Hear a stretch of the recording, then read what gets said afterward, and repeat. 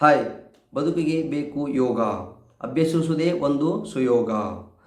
ನಿವಾರಿಸುವುದು ಅದು ನಮ್ಮ ಮತ್ತು ನಿಮ್ಮ ರೋಗ. ಯೋಗದ ಅಭ್ಯಾಸವಾಗಲಿ ನಿಮ್ಮ ಮತ್ತು ನಮ್ಮ ಜೀವನದ ಒಂದು ಭಾಗ ಎಂಬ ಉಕ್ತಿಯನ್ನು ಉಲ್ಲೇಖಿಸುತ್ತಾ, ಮೊದಲನೇದಾಗಿ ಅಂತಾರಾಷ್ಟ್ರೀಯ ಮಟ್ಟದಲ್ಲಿ ಆಚರಣೆ ಮಾಡುತ್ತಿರುವ ಅಂತಾರಾಷ್ಟ್ರೀಯ ಯೋಗ ದಿನದ ಶುಭಾಶಯಗಳು. ಏನ್ರಿ, ಅಂತಾರಾಷ್ಟ್ರೀಯ ಮಟ್ಟದಲ್ಲಿ ಜೂನ್ 21, 2026ರಂದು ಈ ದಿನ ಅಂತಾರಾಷ್ಟ್ರೀಯ ಮಟ್ಟದಲ್ಲಿ ವಿಶ್ವದಾದ್ಯಂತ ಏನಂತ ಆಚರಣೆ ಮಾಡ್ತಿದ್ದಾರೆ? ವಿಶ್ವ ಯೋಗ ದಿನಾಚರಣೆ ಅಂತ ಆಚರಣೆ ಮಾಡ್ತಿದ್ದಾರೆ. ಈ ವಿಶ್ವ ಯೋಗ ಆಚರಣೆಯ ಹಿನ್ನೆಲೆ ಏನೈತಿ, ಅದರ ಪ್ರಮುಖ ಮಾಹಿತಿ ಏನು, ನೆಕ್ಸ್ಟ್ ಅದು ಯಾವ ರಾಷ್ಟ್ರದಿಂದ ಪ್ರಮುಖವಾಗಿ ಪ್ರಾರಂಭವಾಯಿತು, ಅದರಲ್ಲಿದ್ದಂಥ ಪ್ರಮುಖ ಹಿನ್ನೆಲೆ ಏನು, ಅದರ ಅವಶ್ಯಕತೆ ಏನೈತಿ, ಮತ್ತು ಆ ಅಂತಾರಾಷ್ಟ್ರೀಯ ಮಟ್ಟದಲ್ಲಿ ಪ್ರಸಿದ್ಧಿಪಡಿಸಿದಂಥ ಮಹಾನ್ ವ್ಯಕ್ತಿ ಯಾರು, ಈ ಎಲ್ಲ ಮಾಹಿತಿಗಳನ್ನು ನಿಮ್ಮೊಂದಿಗೆ ಹಂಚಿಕೊಳ್ತಿದ್ದೇವೆ. ಹಾಗಾಗಿ ಎಲ್ಲ ನನ್ನ ಹವ್ಯಾಸಿ ವಾಚಕರು ಮತ್ತು ನನ್ನ ಎಲ್ಲ ವಿದ್ಯಾರ್ಥಿಗಳು, ಎಲ್ಲ ಯಾರ್ರಿ ಸ್ನೇಹಿತರು, ಈ ಮಾಹಿತಿ ಸರಿ ಅನಿಸಿದರೆ ಶೇರ್ ಮಾಡಿರಿ, ಲೈಕ್ ಮಾಡಿರಿ, ಸಬ್ಸ್ಕ್ರೈಬ್ ಆಗಿ ಅಂತ ಹೇಳ್ತಾ ಮತ್ತೊಮ್ಮೆ ಈ ದಿನದ ಶುಭಾಶಯಗಳನ್ನು ಕೋರ್ತಾ ಈ ದಿನದ ಪ್ರಮುಖ ಮಾಹಿತಿಯನ್ನು ನೇರವಾಗಿ ವಿಷಯವನ್ನು ಚರ್ಚಿಸೋಣ. ಓಕೆ, ಈ ದಿನ ಏನಂತ ಆಚರಣೆ ಮಾಡ್ತಿದ್ದೀವಿ? ಅಂತಾರಾಷ್ಟ್ರೀಯ ಮಟ್ಟದಲ್ಲಿ ಅಂತಾರಾಷ್ಟ್ರೀಯ ಯೋಗ ದಿನಾಚರಣೆ ಅಂತ ಆಚರಣೆ ಮಾಡ್ತಿದ್ವಿ. ಓಕೆ, ಈ ಅಂತಾರಾಷ್ಟ್ರೀಯ ಯೋಗ ದಿನಾಚರಣೆ ಆಚರಣೆ ಮಾಡುವ ಪ್ರಮುಖ ಹಿನ್ನೆಲೆ ಏನು? Why we are going to be celebrate this day as the international day of yoga. ಯಾಕೆ ಇಂಟರ್ನ್ಯಾಷನಲ್ ಡೇ ಆಫ್ ಯೋಗ ಅಂತ ಆಚರಣೆ ಮಾಡ್ತಿದ್ದೀವಿ? ಯೋಗದ ಪರಿಕಲ್ಪನೆ ತಿಳಿಸಲು ಮತ್ತು ಯೋಗದಿದ್ದಂಥ ಇರೋಂತಹ ಪ್ರಮುಖ ಉಪಯೋಗಗಳು ನಮ್ಮ ಮಾನವ ಕುಲಕ್ಕೆ, ನಮ್ಮ ಮಾನವ ಸಂಪ್ರದಾಯಕ್ಕೆ ಹೇಗೆ ಕೊಡುಗೆಗಳಾದವು. ಇವತ್ತಿನ ದಿನಮಾನದಲ್ಲಿ ಎಲ್ಲರೂ ಅನಾರೋಗ್ಯದಿಂದ ಬಳಲುತ್ತಿದ್ದಾರೆ. ಹಾಗಾಗಿ ಮುಂಜಾಗ್ರತಾ ಚಟುವಟಿಕೆಯಾಗಿ ಆ ಯೋಗಾಸನವನ್ನು ನಾವು ಪ್ರಮುಖವಾಗಿ ಅಳವಡಿಸಿಕೊಂಡದ್ದೇ ಆದರೆ ಈ ಅನೈತಿಕ ಅನ್ಯ ಮಾರ್ಗದಿಂದ ಬರುವಂಥ ಹಲವಾರು ಜಾಗತಿಕ ಮಟ್ಟದ ಸಾಂಕ್ರಾಮಿಕ ರೋಗಗಳ ದಾಸರಾಗದೇ ಇರಲು ಇದು ಸಹಕಾರಿ. ಅಂದ್ರೆ ಅದರ ದಾಸರ ಅಂತಂದ್ರೆ ಅದು ನಮಗೆ ಬರದೇ ಇರೋಂಗ ನೋಡ್ಕೊಳಕ್ಕೆ ಮುಂಜಾಗ್ರತಾ ಪ್ರಮುಖ ಚಟುವಟಿಕೆ ಯಾವುದ್ರಿ? ಅದುವೇ ಯೋಗಾಸನ. ಹಾಗಾದರೆ ಈ ಯೋಗಾಸನ ಪ್ರಾರಂಭವಾಗಿದ್ದು ಯಾವಾಗ? ಇದು ಇಂದು ನಿನ್ನೆ ಮೊನ್ನೆ ಆಗಿದ್ದಲ್ರಿ. It has been started from ancient time onwards. ಪ್ರಾಚೀನ ಕಾಲದಿಂದಲೂ ಐತಿ. ಆದರೆ ಆ ಪ್ರಾಚೀನ ಕಾಲದಿಂದಲೂ ಪ್ರಮುಖವಾಗಿ ಒಂದು ರಾಷ್ಟ್ರ, ಕೆಲವು ರಾಷ್ಟ್ರಗಳಲ್ಲಿ ಮಾತ್ರ ಪ್ರಮುಖವಾಗಿತ್ತು. ಆ ಪ್ರಮುಖ ರಾಷ್ಟ್ರಗಳಲ್ಲಿ ನಮ್ಮ ಭಾರತನೇ ಪ್ರಮುಖ. ಪತಂಜಲಿಯ ಯೋಗಾಸ ಏನೈತಲ್ಲ ಅದನ್ನು ತಿಳ್ಕೊಂಡ್ರಿ ಅಂದ್ರೆ ಗೊತ್ತಾಗತ್ತೆ. ಅಂದ್ರೆ ಪ್ರಾಚೀನ ಕಾಲದಲ್ಲಿ ಭಾರತದಲ್ಲಿತ್ತು. ಆದ್ರೆ ಈ ಪ್ರಸ್ತುತ ದಿನಮಾನದಲ್ಲಿ ಜಗತ್ತಿನ ಮೂಲೆಗಳಲ್ಲಿ ವಿಶ್ವದಲ್ಲಿ ಆಚರಣೆ ಮಾಡಕತ್ತೀವಿ ಅಂತಂದ್ರೆ ಅದಕ್ಕೆ ಕಾರಣೀಭೂತವಾದಂಥ ರಾಷ್ಟ್ರವೇ ನಮ್ಮ ಭಾರತ. ಆ ಭಾರತದಾಗ ಪ್ರಮುಖವಾಗಿ ಪ್ರಪಂಚದಾದ್ಯಂತ ಅದರ ಅನಾನುಕೂಲಗಳಕ್ಕಿಂತ ಅನುಕೂಲಗಳೇ ಜಾಸ್ತಿ ಇವೆ. ಅದರ ಅನಾನುಕೂಲಗಳು ಏನೂ ಇಲ್ಲ. ನಾವು ಮಾಡಾರ್ದದು ಒಂದು ಅನಾನುಕೂಲ. ನಮಗೆ ಅದೇನು ಮಾಡೋದು ಅಂತೀವಲ್ಲ ಅದೇ ರೀ ಅನಾನುಕೂಲ. ಅದನ್ನು ಬಿಟ್ಟರೆ ಎಲ್ಲ ಅನುಕೂಲಗಳೇ ಜಾಸ್ತಿ ಅದಾವು. ಹಾಗಾಗಿ ಕೆಲವಿಷ್ಟು ವಿಷಯಗಳನ್ನ ಚರ್ಚಿಸೋಣ. ಓಕೆ, ಮೊದಲನೇದಾಗಿ ಯೋಗ ಅಂದ್ರೆ ಏನು? ಏನಿರೋದು ಒಂದು ದೈಹಿಕ ಪರಿಶ್ರಮವೋ ಅಥವಾ ಯಾವುದೇ ಒಂದು ಕಸರತ್ತು, ಗುಂಡೆತ್ತೀವಿ, ಕಲ್ಲೆತ್ತೀವಿ ಅಂತೆಲ್ಲ ಆ ಥರ ಏನೋ ಪರಿಶ್ರಮ ಇಲ್ಲ. It may be mentally and physically involvement is necessary to succeed. ಈ ಯೋಗಾಸನ ಸಕ್ಸಸ್ ಆಗಬೇಕು ಅಂತಂದ್ರೆ, ಯೋಗ ಪರಿಪೂರ್ಣ ಅನಿಸ್ಕೋಬೇಕಾಗಿತ್ತಂತಂದ್ರೆ ಅದರಲ್ಲಿ ನಮ್ಮ ದೈಹಿಕ ಮಾನಸಿಕ ಚಟುವಟಿಕೆಗಳು ಪ್ರಮುಖವಾಗಿ ಭಾಗಿಯಾಗಬೇಕು. ಆಗ ಮಾತ್ರ ಇದು ಯಶಸ್ವಿಯಾಗುತ್ತದೆ. ಹಾಗಾದರೆ ಅದು ನಮ್ಮ ದೇಹ, ಮನಸ್ಸು, ಉಸಿರಾಟ ಮತ್ತು ನಮ್ಮ ಜೀವನ ಶೈಲಿಯ ಮೇಲೆ ಪ್ರಮುಖ ಪ್ರಭಾವ ಬೀರುವಂಥ ಅಂಶ ಯಾವುದಾಗಿದೆ ಅಂತಂದ್ರೆ ಯೋಗ. ಆ ಯೋಗದಿಂದ ನಮ್ಮ ಜೀವನ ಶೈಲಿ ಬದಲಾಗ್ತೈತಿ, ನಮ್ಮ ಮನಸ್ಸಿನ ಚಟುವಟಿಕೆಗಳು, ದೈನಂದಿನ ಚಟುವಟಿಕೆಗಳು ಬದಲಾಗ್ತವು, ನಮ್ಮ ದೇಹದ ಚಟುವಟಿಕೆ ಬದಲಾಗ್ತೈತೆ. ಅಂದ್ರೆ ನಮ್ಮ ದೇಹದಲ್ಲಿದ್ದ ಕುಂದುಕೊರತೆಗಳು ಪರಿಹಾರ ಆಗ್ತವು. ಎಲ್ಲ ಪ್ರಮುಖ ಮಾಹಿತಿಗಳು ಒಳಗೊಂಡಿದ್ದೇ ಯೋಗಾಸನ ಅಂತ ಹೇಳ್ಬೋದು. ಓಕೆ, ಇದು ಪ್ರಮುಖವಾಗಿ ನಮ್ಮ ಭಾರತೀಯ ಮೂಲದ್ದು ಅಂತ ತಿಳಿತು. ನೆಕ್ಸ್ಟ್, ಇದು ಪ್ರಮುಖವಾಗಿ 6000 ವರ್ಷಗಳ ಹಿಂದಿನ ಕಾಲದಿಂದಲೂ ಈ ಯೋಗಾಸನ ಪ್ರಸ್ತುತದಲ್ಲಿಯೂ ಕೂಡ ಆಚರಣೆ ಮಾಡ್ತಿದ್ವಿ. ಆದರೆ ಈ ಪ್ರಸ್ತುತ ದಿನಮಾನದಲ್ಲಿ not only in India but whole world, ಅಂದ್ರೆ ಭಾರತದಲ್ಲಿ ಮಾತ್ರ ಇದ್ದಂಥ ಈ ಪ್ರಾಚೀನ ಕಾಲದ ಯೋಗಾಸನ ಪ್ರಸ್ತುತ ಜಗತ್ತಿನಾದ್ಯಂತ ಆಚರಣೆ ಮಾಡ್ತಿದ್ದೀವಿ ಅಂತ ಹೇಳ್ಬೋದು. ಓಕೆ, ಈ ಯೋಗಾಸನದಿಂದ ಆದಂಥ ನಮ್ಗೆ ಪ್ರಯೋಜನಗಳೇನದವು? Why it is essential to the human beings to survive on this earth. ಈ ಭೂಮಿಯ ಮೇಲೆ ಬದುಕುತ್ತಿರುವ ಜೀವಿಗಳಿಗೆ ಆ ಯೋಗಾಸನದ ಪರಿಕಲ್ಪನೆಯಿಂದ ಪ್ರಯೋಜನಗಳು ಏನದವು ಅಂತ ಕೇಳ್ಬೋದು ನೀವು. ಅಂದ್ರೆ ಅದು ನಮ್ಮ ದೇಹದ ಸಮತೋಲನಕ್ಕೆ, ಸ್ನಾಯುಗಳ ಬಲವರ್ಧನೆಗೆ, ಸ್ನಾಯುಗಳ ಬಾಳುವಿಕೆಗೆ ಸಹಕಾರಿ ಅಂತ ಹೇಳ್ಬೋದು. ಮತ್ತು ನಮ್ಮ ಆರೋಗ್ಯಕರ ಜೀವನಕ್ಕೆ ಅಂದರೆ ಆರೋಗ್ಯದ ಸುಧಾರಣೆಗಾಗಿ ಪ್ರಮುಖವಾಗಿ ಹೆಲ್ಪ್ ಐತಿ ಅಂತ ಹೇಳ್ಬೋದು. ನೆಕ್ಸ್ಟ್ ಅದನ್ನು ಬಿಟ್ರೆ ಮತ್ತೆ ಏನಂತ ಹೇಳ್ಬೋದು ರೀ, ಇದರಿಂದ ಇರುವಂತಹ ಪ್ರಮುಖ ಅಂಶ ಹೃದಯ ರೋಗ. ಅಂದ್ರೆ ಹೃದಯ ಆರೋಗ್ಯಕರವಾಗಿರಬೇಕಾಗಿತ್ತಂದ್ರೆ ಯೋಗಾಸನ ಬೇಕು ಅಂತ ಹೇಳ್ಬೋದು. ಮತ್ತು ನಮ್ಮಲ್ಲಿರುವಂಥ ರೋಗ ನಿರೋಧಕ ಶಕ್ತಿ ಹೆಚ್ಚಿಸಲು ಅಂದ್ರೆ ನಮಗೆ ಯಾವುದೇ ರೋಗ ಬರದೇ ಇರೋ ರೀತಿಯಾಗಿ ಕಾಪಾಡಲು ಕೂಡ ಈ ಯೋಗಾಸನ ಅವಶ್ಯಕ.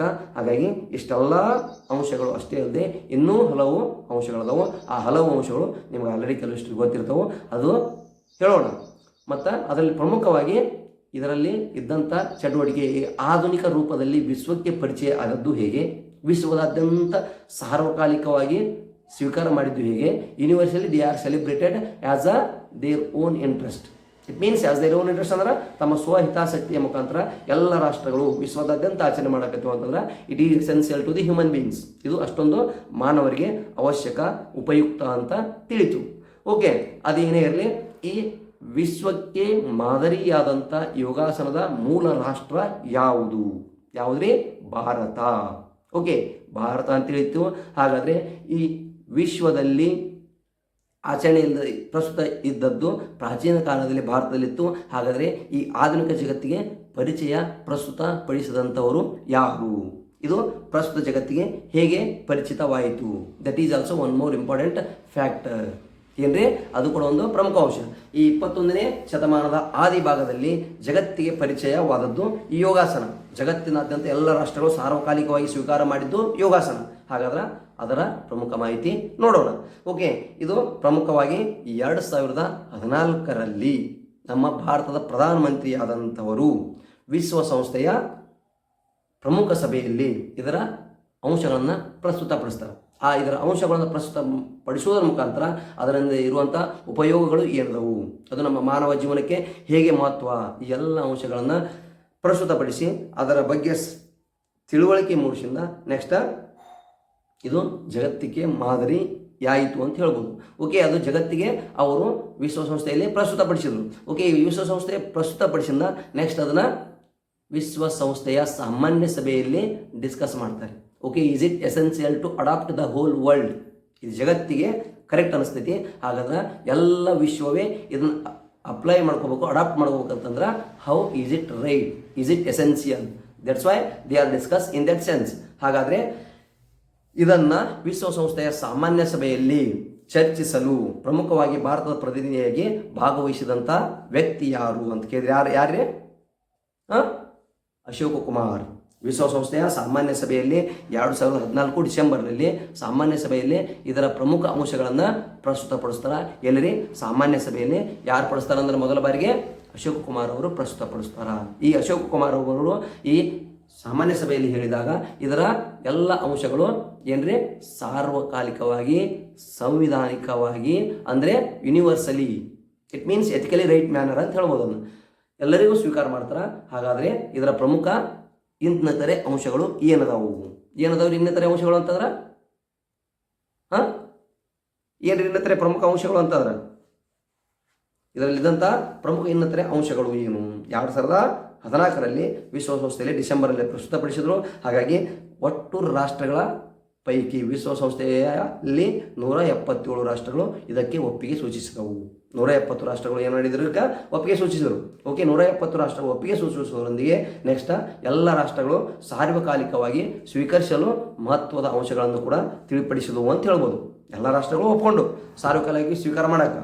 ಹಾಗಾಗಿ 2014ರಲ್ಲಿ ಡಿಸೆಂಬರ್ನಲ್ಲಿ ವಿಶ್ವಸಂಸ್ಥೆಯಲ್ಲಿ ಪ್ರಸ್ತುತಪಡಿಸಿ ವಿಶ್ವಸಂಸ್ಥೆಯ 177 ರಾಷ್ಟ್ರಗಳು ಒಪ್ಪಿಗೆ ಪಡೆದು ನೆಕ್ಸ್ಟ್ 2015 ನೆಕ್ಸ್ಟ್ ಎಷ್ಟ್ರಿ ಜೂನ್ 21 ಅಧಿಕೃತವಾಗಿ ವಿಶ್ವದಾದ್ಯಂತ ಅಂತಾರಾಷ್ಟ್ರೀಯ ಯೋಗ ದಿನಾಚರಣೆ ಜಾರಿಗೆ ಬಂತು. ಓಕೆ, ಈ ವಿಶ್ವದಾದ್ಯಂತ ಯೋಗ ದಿನಾಚರಣೆ ಜಾರಿಗೆ ಬಂತು ಅಂತಂದ್ರೆ ಈ ಜಾರಿಗೆ ಅದೇ ದಿನ ಬರಲು ಕಾರಣವೇನು? ಯಾಕಂದರೆ ಜೂನ್ 21ಕ್ಕೆ ಯಾಕೆ ತಂದ್ರಿ? ಎಲ್ಲ ಮಾಹಿತಿಗಳನ್ನು ನೋಡೋಣ. ಮೊದಲ ಈ ಜೂನ್ 21ಕ್ಕೆ ಭಾರತದಲ್ಲಿ ಜಾರಿಗೆ ಬಂತು. ಹಾಗಾದರೆ ಭಾರತದಲ್ಲಿ ಜೂನ್ 21 2015ರಲ್ಲಿ ಆಚರಣೆ ಮಾಡಕತ್ತಿಲ್ಲ. ಹಾಗಾದರೆ ಆ ವರ್ಷದ ಯಾವುದ್ರಿ ಯೋಗ ದಿನದ ಧ್ಯೇಯವಾಕ್ಯ ಏನಾಗಿತ್ತು ಅಂದ್ರೆ ಆಧುನಿಕ ಭಾರತದಲ್ಲಿ 2011ರಲ್ಲಿ 2015ರಲ್ಲಿ ಪ್ರಥಮ ಬಾರಿಗೆ ಆಚರಣೆ ಮಾಡಿದ್ವಿ ಅಂತ ಹೇಳಿದ್ವಿ. ಹಾಗಾದ್ರೆ ಆ ದಿನದ ಧ್ಯೇಯವಾಕ್ಯ ಏನಾಗಿತ್ತು ಆ ದಿನದ ಧ್ಯೇಯವಾಕ್ಯ? ಯೋಗ ಫಾರ್ ಹಾರ್ಮನಿ ಆ್ಯಂಡ್ ಪೀಸ್, ಶಾಂತಿ ಮತ್ತು ಸಮೃದ್ಧತೆಗಾಗಿ ಯೋಗಾಸನ ಎಂಬ ಧ್ಯೇಯವಾಕ್ಯದೊಂದಿಗೆ ಆಚರಣೆ ಮಾಡಿದ್ವಿ. ಯಾವಾಗ್ರಿ? ಪ್ರಥಮ ವರ್ಷ ಅಂತ ಹೇಳಕತ್ತಾರೆ ಅವರು. ಈ ಪ್ರಥಮ ವರ್ಷ ಆ ರೀತಿ ಆಚರಣೆ ಮಾಡಿದ್ವಿ. ನೆಕ್ಸ್ಟ್ ದ್ವಿತೀಯ ಅಂದರೆ ಎರಡನೇ ಸರಿ ಅಂತಂದ್ರೆ ಯಾವಾಗ್ರಿ? 2016, 2017, 18, 19, 20, 21 ಹಿಂಗೆ ಆಚರಣೆ ಮಾಡ್ತಾ ಬಂದ್ವಿ. ಹಾಗಾದ್ರೆ 2026 ಈ ಪ್ರಸ್ತುತ ಆಚರಣೆ ಮಾಡಕತ್ತೀವಿ. ಈ ದಿನದ ಧ್ಯೇಯವಾಕ್ಯ ಏನಾಗಿತ್ತು? ಓಕೆ, ಈ ದಿನ ಆಚರಣೆ ಮಾಡಕತ್ತೀವಿ ರೀ. ಓಕೆ, ಈ ದಿನದ ಧ್ಯೇಯವಾಕ್ಯ ಏನು ಮತ್ತು ಈ ದಿನ ಪ್ರಮುಖವಾಗಿ ಯಾವ ಮಾಹಿತಿಯನ್ನು ನೀಡಿದರು? ಓಕೆ, ಈ ದಿನದ ಧ್ಯೇಯವಾಕ್ಯ ಹೇಳ್ರಿ ಸಾಕು. ಓಕೆ, ಇವೊಂದು we are celebrated this day as the ಏನಂತ ಮತ್ತೆ ಇವತ್ತು ರೀ ವಿಶ್ವದಲ್ಲಿ ಏನಂತ ಆಚರಣೆ ಮಾಡ್ತಿದ್ವಿ? ಯೋಗ ದಿನ ಆಚರಣೆ ಮಾಡ್ತಿದ್ವಿ. ಹಾಗಾದ್ರೆ 2026 ವಿಶ್ವ ಯೋಗಾಸನ ದಿನದ ಧ್ಯೇಯವಾಕ್ಯ ಯೋಗ ಫಾರ್ ಹೆಲ್ದಿ ಏಜಿಂಗ್ ಏನಂತ ಹೇಳ್ತಾರೆ? ಆರೋಗ್ಯಕರ ವೃದ್ಧಾಪ್ಯಕ್ಕಾಗಿ ಯೋಗ ಎಂಬ ಧ್ಯೇಯವಾಕ್ಯದೊಂದಿಗೆ ಆಚರಣೆ ಮಾಡಿದ್ವಿ. ಹಾಗಾದ್ರೆ ಸ್ಪರ್ಧಾತ್ಮಕ ಪರೀಕ್ಷೆಗೆ ಸ್ಪರ್ಧಾರ್ಥಿಗಳಿಗೆ ಈ ವರ್ಷದ ಗೊತ್ತಿರ್ತೈತೆ ಅಂತಂದು ಏನಾದರೂ ಈ ವರ್ಷ ಎಕ್ಸಾಮ್ ನಡೆದ್ರೆ ಹಿಂದಿನ ವರ್ಷದ ಕೇಳ್ತಾರೆ. ಈ ವರ್ಷದ ಜಾಸ್ತಿ ಕೇಳಲ್ಲ, ಹಿಂದಿನ ವರ್ಷದ ಕೇಳ್ತಾರೆ. ಹಾಗಾದ್ರೆ 2025 ಏನಾಗಿತ್ತು? ಒಂದು ಭೂಮಿಗೆ ಒಂದು ಆರೋಗ್ಯಕರ ಜೀವನ, yoga for one earth. Next day one health ಅಂದರೆ 2025 ಏನಾಗಿತ್ತು? Yoga for one health one earth ಎಂಬ ಧ್ಯೇಯವಾಕ್ಯವನ್ನು ಹೊಂದಿತ್ತು. ಹಾಗಾದ್ರೆ 2024 ಧ್ಯೇಯವಾಕ್ಯ ಏನಾಗಿತ್ತು? ಓಕೆ, ಪ್ರತಿ ವರ್ಷ ಒಂದೊಂದು ಧ್ಯೇಯವಾಕ್ಯದೊಂದಿಗೆ ಆಚರಣೆ ಮಾಡಕತ್ತೀವಿ. ಈ ವರ್ಷ 2026 12ನೇ ಏನ್ರಿ ಆಚರಣೆ, 12ನೇ ಅಂತಾರಾಷ್ಟ್ರೀಯ ಯೋಗ ದಿನಾಚರಣೆ. ಧ್ಯೇಯವಾಕ್ಯ ಏನಾಗಿದೆ ಅಂತ ಹೇಳಿದೀವಿ ಇದರಲ್ಲಿ? ಯೋಗ ಫಾರ್ ಏನಿದೀವಿ? ಹೆಲ್ದಿ ಏಜಿಂಗ್, ಏನಾಗುತ್ತಲ್ಲ ಆರೋಗ್ಯಕರ ವೃದ್ಧಾಪ್ಯಕ್ಕಾಗಿ ಯೋಗ ಅಂತ ಈ ವರ್ಷ ಮಾಡಿದ್ವಿ. ಹಾಗಾದ್ರೆ 2025 ಕೂಡ ಮಾಡಿದ್ವಿ ಅಂತ ಹೇಳಿದ್ವಿ. 2025 ಏನಾಗಿದೆ ಅಂತ ಹೇಳಿದ್ವಿ? Yoga for one earth one health ಅಂತ ಹೇಳಿದ್ವಿ. ಹಾಗಾದ್ರೆ 2024 ಏನಾಗಿತ್ತು? 2024 ಏನಾಗಿತ್ತು? Yoga for self and society. What it means? ಸ್ವಯಂ ಮತ್ತು ಸಮಾಜಕ್ಕಾಗಿ ಯೋಗಾಸನ ಅಂದ್ರೆ ಯೋಗಾಸನ ಎಂಬುದು ನಮ್ಮ ಸ್ವಹಿತಾಸಕ್ತಿಗಾಗಿ ಮತ್ತು ಸಮಾಜದ ಹಿತಾಸಕ್ತಿಗಾಗಿ ಮಾಡುವಂಥ ಪ್ರಮುಖ ಚಟುವಟಿಕೆ ಎಂಬ ಧ್ಯೇಯವಾಕ್ಯದೊಂದಿಗೆ ಆಚರಣೆ ಮಾಡಿದರು. ಇಷ್ಟು ಮಾಹಿತಿ ಸಾಕ್ರಿ. ಯಾಕ್ರಿ? ಇದು ಪ್ರಮುಖವಾಗಿ 2014ರಲ್ಲಿ ಯಾರೇ ಭಾರತದ ಪ್ರಧಾನಮಂತ್ರಿಯವರು ವಿಶ್ವಸಂಸ್ಥೆಯಲ್ಲಿ ಪ್ರಸ್ತುತಪಡಿಸ್ತಾರೆ. ಅದು ಆಗಿಂದ ಅದೇ 2014 ಡಿಸೆಂಬರಲ್ಲಿ ಅಶೋಕ್ ಕುಮಾರ್ ಅವರು ಅದರ ಸಾಧಕ ಭಾಗಗಳನ್ನು ಪ್ರಸ್ತುತಪಡಿಸಿ ಸಾರ್ವಕಾಲಿಕವಾಗಿ ಎಲ್ಲ ರಾಷ್ಟ್ರಗಳು ಸ್ವೀಕರಿಸುವಂತೆ ಮನವಿ ಮಾಡಿದ್ರು. It means they are getted to be presented what are the major essentials from that one. ಆ ಯೋಗಾಸನ ಮಾಡುವುದರಿಂದ ನಮಗೆ ಅತ್ಯವಶ್ಯಕವಾಗಿ ಮಾನವ ಸಂಕುಲಕ್ಕೆ ಯಾವ ರೀತಿ ಅನುಕೂಲ ಐತೆ ಅನ್ನೋದು ಪ್ರಸ್ತುತಪಡಿಸ್ತಾರೆ. ಹಾಗಾಗಿ ಸಾರ್ವಕಾಲಿಕವಾಗಿ ಎಲ್ಲ ರಾಷ್ಟ್ರಗಳು ಸ್ವೀಕಾರ ಮಾಡಿದವು. ಯಾವಾಗ್ರಿ? 2014ರಿಂದ ಈ 2026 ಆಚರಣೆ ಮಾಡಕತ್ತೀವಿ. ಈ ಪ್ರಮುಖ ಮಾಹಿತಿ ತಿಳಿದ್ರೆ ಸಾಲದು. ಅದರಿಂದ ಆದಂಥ ಪ್ರಮುಖ ಏನು ಬೇಕ್ರಿ ಇನ್ನೂ ಅವತ್ತೇ ಯಾಕೆ ಆಚರಣೆ ಮಾಡಕತ್ತೀರಿ? ಅದು ಬೇಕಿಲ್ಲ ರೀ ಮೇನ್. ಆಯ್ತು, ಇದು ಕಾಂಪಿಟೇಟಿವ್ ಎಕ್ಸಾಮ್ಗೆ ಇಷ್ಟು ಸಾಕದು, ಇಷ್ಟು ಓಕೆ. ನೆಕ್ಸ್ಟ್ ಅದು ಕೂಡ ಎಸೆನ್ಷಿಯಲ್ಸ್ ಐತ್ರಿ. ಯಾಕ್ರಿ? ಅದೇ ದಿನ ಯಾಕೆ ಆಚರಣೆ ಮಾಡಕತ್ತಿದ್ರು ಅನ್ನೋದು ಕೂಡ that is also essential for that activity. Okay, 2026 ಧ್ಯೇಯವಾಕ್ಯ ಪ್ರಮುಖವಾಗಿ ನೆನಪಿಟ್ಕೋರಿ. 2025 ನೆನಪಿಟ್ಕೋರಿ. 2024 ನೆನಪಿಟ್ಕೋರಿ. ನೆಕ್ಸ್ಟ್ 2015 ಪ್ರಥಮ ವರ್ಷನ ಕೂಡ ನೆನಪಿಟ್ಕೋರಿ. ಇಷ್ಟು ಮಾಹಿತಿ ಅದರ ಬಗ್ಗೆ ಸಾಕು. ಈಗ ನೇರವಾಗಿ ಇನ್ನೊಂದು ಮಾಹಿತಿ ಬರ್ತೀನಿ ರೀ. ಯಾವುದಿರ್ಬೋದು ರೀ ಪ್ರಮುಖವಾಗಿ? Why we are going to be celebrate, ಯಾಕೆ ಆಚರಣೆ ಮಾಡಕತ್ತೀವಿ ಇದೇ ದಿನ? ಜೂನ್ 21ನೇ ತಾರೀಕಿನಂದೇ ವಿಶ್ವದಲ್ಲಿ ಅಂತಾರಾಷ್ಟ್ರೀಯ ಯೋಗ ದಿನ ಅಂತ ಆಚರಣೆ ಮಾಡ್ತಿದ್ವಿ. ಹಾಗಾದರೆ ಈ ದಿನವೇ ಆಯ್ಕೆ ಮಾಡಿಕೊಳ್ಳಲು ಪ್ರಮುಖ ಕಾರಣವೇನು? ಯಾಕ್ರಿ? ಇದೇ ದಿನ ತೊಗೊಳಕ್ಕೆ ಕಾರಣ ಏನ್ರಿ? ಓಕೆ, ವಿಶ್ವಸಂಸ್ಥೆಯಲ್ಲಿ ಪ್ರೆಸೆಂಟ್ ಮಾಡಿದರು. ಎಲ್ಲ ರಾಷ್ಟ್ರಗಳು ಒಪ್ಪಿಕೊಂಡು 177 ಅಧಿಕ ರಾಷ್ಟ್ರಗಳು ತಮ್ಮ ಬಹುಮತ ತೋರಿಸಿದ್ರು. ನೆಕ್ಸ್ಟ್ ಆಚರಣೆ ಕೂಡ ಮಾಡಕತ್ತಿದ್ವಿ. ಇದೇ ದಿನ ಯಾಕೆ ತೊಗೊಂಡ್ರಿ? ಏನು ಯಾರಾದರೂ ಹೇಳಿದ್ರಾ? ದಿಸ್ ಡೇ ಇಸ್ ದಿ ಏನು ಹೇಳಿದ್ರಿ? ಸ್ವಾಮಿಗಳು ಕೇಳಿದ್ರ ಮತ? ಇಲ್ಲ. ಬಟ್ ಯಾಕ್ರಿ? This is major reason from geographical reason, ಅಂದ್ರೆ ಇದಕ್ಕೆ ಭೌಗೋಳಿಕ ಕಾರಣ ಅಂತ ಹೇಳ್ಬೋದು. ಇಟ್ ಮೀನ್ಸ್ ದ ಜೂನ್ 21 ಏನಾಗುತ್ತೆ ಇಲ್ಲಿ? ಉತ್ತರ ಗೋಳದಲ್ಲಿ ಸೂರ್ಯನ ಕಿರಣಗಳು ನೇರವಾಗಿ ಬೀಳ್ತಾವು. ಹಾಗಾಗಿ ದೀರ್ಘವಾದ ಹಗಲಿರುವ ದಿನ ಯಾವುದು ಅಂತಂದ್ರೆ ಜೂನ್ 21. ಈ ಜೂನ್ 21 ದೀರ್ಘ ಹಗಲಿರುವ ದಿನವಾಗೈತಿ. ಹಾಗಾಗಿ ಈ ದಿನದ ಆಚರಣೆ ನೋಡ್ರಿ ಏನು ಹಾಕತ್ತಿದ್ರಿ, ಇದ ದಿನ ಯಾಕೆ ಅಂತ ತಿಳಿಯಬೇಕು ಮೇನ್ ಆಗಿ. ಅದಕ್ಕೆ ಏನು ಹಾಕತ್ತಿದ್ರು ಅವರು, ಈ ದಿನ ಯಾಕೆ ಅಂತಂದ್ರೆ ಇದು ಭೂಮಧ್ಯ ರೇಖೆಯ ಉತ್ತರ ಭಾಗ. It means northern hemisphere. ಅಂದ್ರೆ ಸೂರ್ಯನ ಕಿರಣಗಳು ನಾರ್ತರ್ನ್ ಹೆಮಿಸ್ಫಿಯರಲ್ಲಿ ನೇರವಾಗಿ ಬೀಳ್ತವೆ. ಅಂದರೆ ಉತ್ತರ ಗೋಳಾರ್ಧದ ಮೇಲೆ ಸೂರ್ಯನ ಕಿರಣಗಳು ನೇರವಾಗಿ ಬೀಳ್ತವೆ. ಯಾವ ದಿನ ರೀ? ಜೂನ್ 21ಕ್ಕೆ. ಜೂನ್ 21ಕ್ಕೆ ನೇರವಾಗಿ ಬೀಳುವುದರಿಂದ ಜೂನ್ 21ರಂದು ಉತ್ತರ ಗೋಳಾರ್ಧದ ಮೇಲೆ ಏನಿರ್ತೈತಿ? ಅಧಿಕ ಹಗಲು. ಅಂದ್ರೆ ಹಗಲು ಜಾಸ್ತಿ ಇರ್ತೈತಿ. ನೆಕ್ಸ್ಟ್ ರಾತ್ರಿ ಕಡಿಮೆ ಅವಧಿ. ಅಂದರೆ ಅಧಿಕ ಅವಧಿ ಹಗಲೇ ಇರ್ತೈತಿ, ಕಡಿಮೆ ಅವಧಿ ಏನಿರ್ತೈತಿ? ರಾತ್ರಿ ಇರ್ತೈತಿ. ಹಾಗಾಗಿ ಈ ದಿನದ ಪ್ರಮುಖ ಆಯ್ಕೆ ಅಂತ ಹೇಳ್ಬೋದು. ಅಂದರೆ geographically the sun rays are directly vertical to the northern hemisphere of earth. ಭೂಮಿಯ ಖಂಡ ಏನಂತಾರೆ, ಭೂಖಂಡ ಏನೈತಲ್ಲ, ಭೂಖಂಡದ ಉತ್ತರ ಗೋಳಾರ್ಧದಲ್ಲಿ ಸೂರ್ಯನ ಕಿರಣಗಳು ನೇರವಾಗಿ ಬೀಳ್ತವೆ. ಆ ನೇರವಾಗಿ ಬೀಳೋದ್ರಿಂದ ಅಲ್ಲಿ ಸೂರ್ಯನ ಕಿರಣ ನೇರವಾಗಿ ಬೀಳೋದ್ರಿಂದ ಏನಾಗೈತೆ ರೀ? ಜಾಸ್ತಿ ಹಗಲಿರ್ತೈತಿ ಅಂತ ಹೇಳ್ಬೋದು. ಅದಕ್ಕಾಗಿ ಏನಾಗುತ್ತೆ ನೆಕ್ಸ್ಟ್ ಅವ್ರಿಗೆ, ಈ ಪ್ರಮುಖವಾಗಿ ಉತ್ತರದಲ್ಲಿ ಹಗಲು ಜಾಸ್ತಿ ಇರ್ತೈತಿ ಅಂದ್ರೆ ಅದರಲ್ಲೇ ಪ್ರಮುಖವಾಗಿ ಖಂಡಗಳು ಯಾವುವು ಅಂತ ಕೇಳ್ಬೋದು. ಯಾವ್ಯಾವ ಖಂಡಗಳು ಪ್ರಮುಖವಾಗಿ ಅಲ್ಲಿ ಹೇಳ್ರಿ, ಖಂಡಗಳು ಹೇಳ್ರಿ ನೋಡೋಣ, ಯಾವ್ಯಾವ ಖಂಡಗಳು ಇರ್ಬೋದು ಈ ಉತ್ತರ ಗೋಳಾರ್ಧದಲ್ಲಿ. ಮತ್ತೆ ಹೇಳಿದ್ವಿ, ಆ ಉತ್ತರ ಗೋಳಾರ್ಧ ಅಂದ್ರೆ ಯಾವುದು ಅಂತ ತಿಳಿತೇನೆ, ಇನ್ನೊಮ್ಮೆ ಹೇಳ್ಬೇಕ್ರಿ. ತಿಳಿತಿರೋದು ಫಸ್ಟ್ ಅದು ತಿಳಿಬೇಕು. ಆ ಕಾನ್ಸೆಪ್ಟ್ ತಿಳಿತು ಅಂತಂದ್ರೆ then you can able to be understood easy and interestive. First one, what it means equinox and equator. ಏನ್ರಿ ಸಂಭಾಜಕ ವೃತ್ತ ಅಂತ ಕೇಳಿರಿ. ಭೂಮಿಯ ಮೇಲಿರುವಂಥ ಮಧ್ಯಭಾಗದಲ್ಲಿ ಅಡ್ಡ ಹಾಯ್ದು ಹೋಗುವುದು ಅಂದರೆ latitude. Whatever lines drawn from east to west in middle of earth. ಭೂಮಿಯ ಮಧ್ಯಭಾಗದಲ್ಲಿ ಪೂರ್ವದಿಂದ ಪಶ್ಚಿಮಕ್ಕೆ ಅಡ್ಡ ಹಾದು ಹೋದಂಥ ಮಧ್ಯ ರೇಖೆ ಅಂತಲ್ಲ, ಆ ಸಂಭಾಜಕ ವೃತ್ತ. ಆ ಸಂಭಾಜಕ ವೃತ್ತಕ್ಕೆ ಭೂಮಧ್ಯ ರೇಖೆ ಅಂತೂ ಕುಡಿತಾರ. ಆ ಭೂಮಧ್ಯ ರೇಖೆಯಿಂದ ಉತ್ತರಕ್ಕಿರುವುದೇ ಯಾವುದ್ರಿ? ಉತ್ತರ ಗೋಳಾರ್ಧ. ಆ ಉತ್ತರ ಗೋಳಾರ್ಧದ ಮೇಲೆ ಸೂರ್ಯನ ಕಿರಣಗಳು ನೇರವಾಗಿ ಬೀಳ್ತಾವೆ. ಅದು ಜೂನ್ 21ರಂದು ನೇರವಾಗಿ ಬೀಳೋದ್ರಿಂದ ಜಾಸ್ತಿ ಹಗಲಿರ್ತೈತಿ ಈ ದಿನ ನೋಡ್ರಿ. 5:30ಗೆ ಬೆಳಗ್ಗೆ 5:30 ಅಂದ್ರೆ ಹಗಲಾಗಿರ್ತೈತಿ. ಇಟ್ ಮೀನ್ಸ್ ಬೆಳಕು ಬಂದಿರ್ತೈತಿ ಅಂತ ಹೇಳ್ಬೋದು. ಈಗ ಈವ್ನಿಂಗ್ ನೋಡ್ರಿ, ನೈಟ್ ನೋಡ್ರಿ 7 ಆದ್ರೂ ಇನ್ನ ಬೆಳಕಿರ್ತೈತಿ. ಅದಕ್ಕೆ ಏನಾಗೋದು? ದೀರ್ಘ ಹಗಲು ಇರುವ ದಿನ ಈ ದಿನ ಆಗೈತಿ. ಹಾಗಾಗಿ ಏನಾದ್ರಿ ಜಿಯೋಗ್ರಫಿಕಲ್ ಕಾರಣ ಅಂತ, ಜಿಯೋಗ್ರಫಿಕಲ್ ರೀಸನ್ ಅಂತ ಹೇಳ್ಬೋದು ಇದು. ಅದಕ್ಕೆ ಈ ದಿನದೇ ಅಂತಾರಾಷ್ಟ್ರೀಯ ಮಟ್ಟದಲ್ಲಿ ಅಂತಾರಾಷ್ಟ್ರೀಯ ಯೋಗ ದಿನಾಚರಣೆಯನ್ನು ಆಚರಣೆ ಮಾಡ್ತಿದ್ವಿ. ಓಕೆ, ಆ ಪ್ರಮುಖವಾಗಿ ಎಷ್ಟು ಖಂಡಗಳ ಮೇಲೆ ಈ ರೇಖೆಗಳು, ಈ ಸೂರ್ಯನ ಕಿರಣಗಳು ಬೀಳುತ್ತಾವೆ ಅಂತ ಕೇಳ್ಬೋದು. ಎಷ್ಟು ಖಂಡಗಳ ಮೇಲೆ ಬೀಳ್ತಾವೆ ನೇರವಾಗಿ? ಒಂದು ಉತ್ತರ ಅಮೇರಿಕಾ, ಇನ್ನೊಂದು ಯುರೋಪ್, ನೆಕ್ಸ್ಟ್ ಇನ್ನೊಂದು ಅದರ ಕೆಳಗ್ರಿ ಸೌತ್ ಆಫ್ರಿಕಾದ ಉತ್ತರದ ಭಾಗ, ನೆಕ್ಸ್ಟ್ ಏಷ್ಯಾ ಖಂಡ. ಈ ಪ್ರಮುಖವಾಗಿ ಉತ್ತರ ಗೋಳಾರ್ಧದ ಪ್ರಮುಖ ಖಂಡಗಳ ಮೇಲೆ ಸೂರ್ಯನ ಕಿರಣಗಳು ನೇರವಾಗಿ ಬೀಳೋದ್ರಿಂದ ಬಿಸಿಲು ಜಾಸ್ತಿ ಇರೋದು ಅಷ್ಟೇ ಅಲ್ಲದೆ ನೆಕ್ಸ್ಟ್ ಹಗಲು ಜಾಸ್ತಿ ಕೂಡ ಇರ್ತೈತಿ. This is the major reason. Okay, ಹಾಗಾದ್ರೆ ಭೂಮಿಯ ದಕ್ಷಿಣ ಭಾಗದಲ್ಲಿ ಯಾವ ದಿನ ಅಧಿಕ ಹಗಲಿರ್ತೈತ್ರಿ ಅಂತ ಕೇಳ್ಬೋದು. ಯಾವ ದಿನ ಅಧಿಕ ಹಗಲಿರ್ತೈತ್ರಿ ಭೂಮಿಯ ದಕ್ಷಿಣ ಗೋಳಾರ್ಧದಲ್ಲಿ? ಡಿಸೆಂಬರ್ 22ರಂದು ಸಂಭಾಜಕ ವೃತ್ತದ ಕೆಳಭಾಗದಲ್ಲಿ ಸೂರ್ಯನ ಕಿರಣಗಳು ನೇರವಾಗಿ ಬೀಳ್ತವೆ. ಸೂರ್ಯನ ಕಿರಣಗಳು ನೇರವಾಗಿ ಬೀಳೋದ್ರಿಂದ ಸಂಭಾಜಕ ವೃತ್ತದ ಕೆಳಭಾಗದಲ್ಲಿ ಹಗಲು ಜಾಸ್ತಿ ಇರ್ತೈತಿ. ನೋಡ್ರಿ, ನಮ್ಗೆ ಅವಾಗ ನೋಡ್ರಿ ನಮ್ಗೆ ಡಿಸೆಂಬರ್ದಾಗ ರಾತ್ರಿ ಜಾಸ್ತಿ ಇರ್ತೈತಿ, 6:30 ಜಾಸ್ತಿ ಇರ್ತೈತಿ.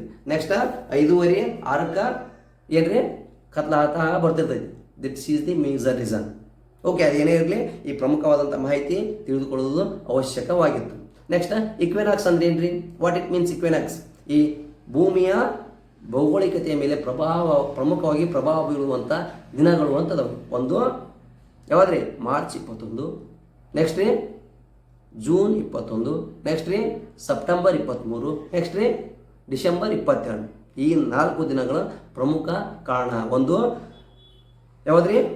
ಮಾರ್ಚ್ 21, ನೆಕ್ಸ್ಟ್ ಸೆಪ್ಟೆಂಬರ್ 23 ಸಂಭಾಜಕ ವೃತ್ತದ ಮೇಲೆ ಸೂರ್ಯನ ಕಿರಣಗಳು ನೇರವಾಗಿ ಬೀಳ್ತವೆ. ಈ ಸಂಭಾಜಕ ವೃತ್ತಕ್ಕೆ ಇಂಗ್ಲಿಷ್ನಾಗ ಇಕ್ವೇಟರ್ ಅಂತ ಕರೀತಾರೆ. ಭೂಮಧ್ಯ ರೇಖೆ ಅಂದ್ರೆ ಸಂಭಾಜಕ ವೃತ್ತ ಅಂತ ಕರೀತಾರೆ. ಈ ಸಂಭಾಜಕ ವೃತ್ತದ ಮೇಲೆ ಸಮ ಹಗಲು ಸಮ ರಾತ್ರಿ ಇರ್ತೈತಿ. ಅದು ಯಾವ ದಿನ ಅಂತ ಕೇಳಿದ್ರೆ ಯಾವಾಗ್ರಿ?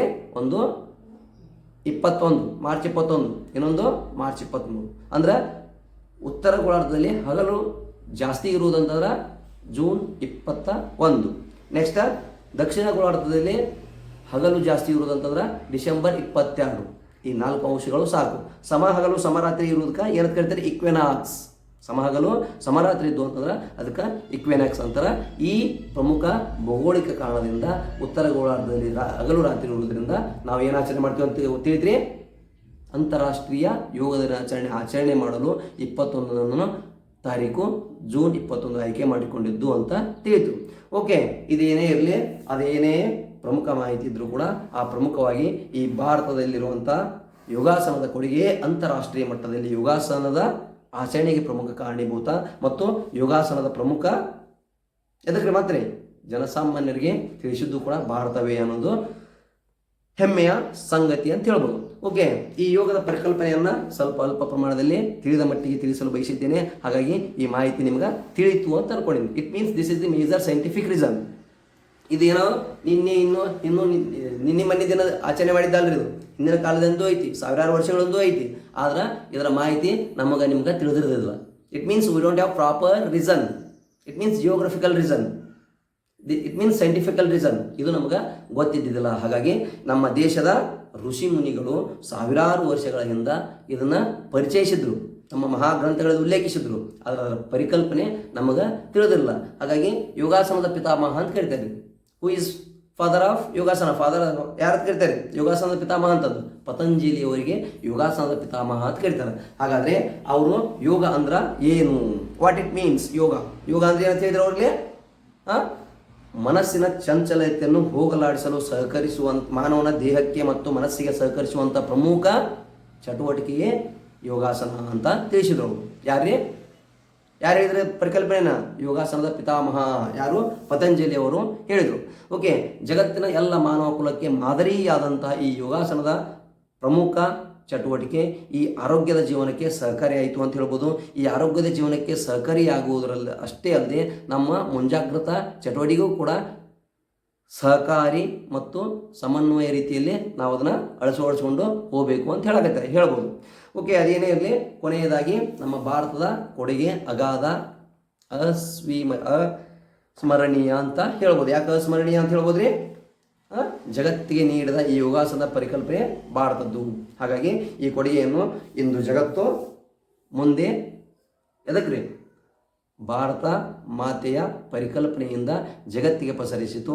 ಹಾಗಾಗಿ ಈ ಮನುಕುಲದ ಇರುವವರೆಗೂ ಈ ಯೋಗಾಸನವನ್ನು ನಾವು ಅಳವಡಿಸಿಕೊಂಡಿದ್ದೇ ಆದರೆ ಮುಂದೊಂದು ದಿನ ಏನ್ರಿ ನಮ್ಮ ಮಾನವ ಸಂಕುಲ ಯಾವುದೇ ದೈಹಿಕ ಮಾನಸಿಕ ಕುಂದುಕೊರತೆಗಳಿಗೆ, ದೈಹಿಕ ಮಾನಸಿಕ ಅಡಿಪಾಯಗಳು ಯಾವ ರೀತಿ ಬಂದರೂ ಕೂಡ ಅದಕ್ಕೆ ಏನ್ರಿ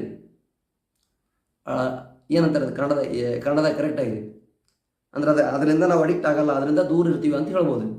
ಇಷ್ಟು ಪ್ರಮುಖವಾದಂಥ ಮಾಹಿತಿ ಈ ದಿನ ಸಾಕು ಅಂತ ಅನಿಸ್ತೈತಿ. ಏನಂತ ತಿಳ್ಕೊಂಡ್ರೆ ಮೊದಲನೇದಾಗಿ ಯೋಗಾಸನ ಮೊದಲಲ್ಲಿ ಹೆಂಗೆ ಬಂತು? ಭಾರತದಲ್ಲಿ ಬಂತು. ನೆಕ್ಸ್ಟ್ ಅದನ್ನು ಆಧುನಿಕ ಭಾರತಕ್ಕೆ ಹೆಂಗೆ ಪರಿಚಯಿಸಿದ್ರು, ನೆಕ್ಸ್ಟ್ ಆಧುನಿಕ ಭಾರತದಲ್ಲಿ ಪರಿಚಯಿಸುವುದಷ್ಟೇ ಅಲ್ಲದೆ ನೆಕ್ಸ್ಟ್ ವಿಶ್ವಸಂಸ್ಥೆಯಲ್ಲಿ ಹೆಂಗೆ ಪ್ರಸ್ತುತಪಡಿಸಿದ್ರು, ನೆಕ್ಸ್ಟ್ ಎಲ್ಲ ರಾಷ್ಟ್ರಗಳು ಅಳವಡಿಸಿಕೊಂಡವು. ಎಲ್ಲ ರಾಷ್ಟ್ರಗಳು ಅಳವಡಿಸಿಕೊಳ್ಳೋದಷ್ಟೇ ಅಲ್ಲದೆ ವಿಶ್ವದಾದ್ಯಂತ ವಿಜೃಂಭಣೆಯಿಂದ ಆಚರಿಸಿಕೊಂಡು ವಿಶ್ವವೇ ಸಾದೃಶ್ಯದಿಂದ ಸಹೃದಯದಿಂದ ಬಾಳುವಂತೆ ಮಾಡಲು ಸಹಕರಿಸಿದ ಪ್ರಮುಖ ಯೋಜನೆ ಯಾವುದು? ಯೋಗಾಸನ. ಹಾಗಾಗಿ ಮತ್ತೊಮ್ಮೆ ಎಲ್ಲ ನನ್ನ ಹವ್ಯಾಸಿ ವಾಚಕರು ಮತ್ತು ಸ್ನೇಹಿತರು ಮತ್ತು ವಿದ್ಯಾರ್ಥಿಗಳಿಗೆ ಈ ಯೋಗಾಸನ ದಿನದ ಶುಭಾಶಯಗಳು, ಅಂತಾರಾಷ್ಟ್ರೀಯ ಯೋಗ ದಿನದ ಶುಭಾಶಯಗಳು. ಈ ಯೋಗದ ಮಾಹಿತಿ ಬರೀ ಕೇಳಿದ್ರೆ ಸಾಲದು, ಅಲ್ಪ ಸ್ವಲ್ಪ ಪ್ರಮಾಣದಲ್ಲಿ ಅಳವಡಿಸಿಕೊಂಡಿದ್ದೇ ಆದರೆ ನಿಮ್ಮ ಜೀವನ ಶೈಲಿ ಬದಲಾಗುವುದರಲ್ಲಿ, ಯಶಸ್ವಿಗೊಳ್ಳುವುದರಲ್ಲಿ ಏನ್ರಿ 100% ಹೇಳ್ಬೋದು. ಯಾವುದೇ ಬದಲಾವಣೆ ಇಲ್ಲ. ನೀವು ಹೇಳಿದ ಯಶಸ್ವಿ ಆಶೆಗಳು ಆಕ್ಕವು ಅಂತ ಹೇಳೋಕೆ ಇಚ್ಛೆ ಪಡ್ತೀನಿ. Okay, thank you one and all.